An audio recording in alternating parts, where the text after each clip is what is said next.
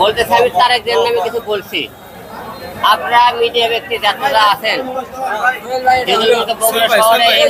বলতে পারেন যে কেউ ফুটেজ বার করে যে আমি হিরো আলম তারেক জিয়ার নামে কোনোদিন কোনো খারাপ কথা দিছি, গালি দিছি, তাহলে আমি আপনাদের জুতোর মালা করার দিয়ে আমি সারা পৌরসভার ঘুরাবো।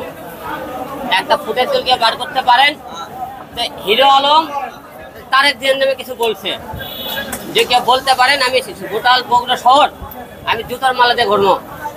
যদি আপনারা না করে থাকেন তাহলে আপনার তারেক জিয়ার নাম করে কেন আমরা আজকে 2023-এ আমরা মনে করেছিলাম দেশ স্বাধীন হয়েছে, দেশ স্বাধীন হয়েছে, আমরা তাই মনে করছিলাম যে আমরা একটা স্বৈরাচার আওয়ামী লীগকে সহায়ছি, দেশ স্বাধীন হয়ে গেছে, স্বাধীনভাবে চলবো, কিন্তু আমরা দেশ স্বাধীন হয়নি। আজকে বিএনপির লোকেরা আজকে যে হামলা শুরু করলো তাতে কি মনে করছেন দেশ স্বাধীন হয়েছে?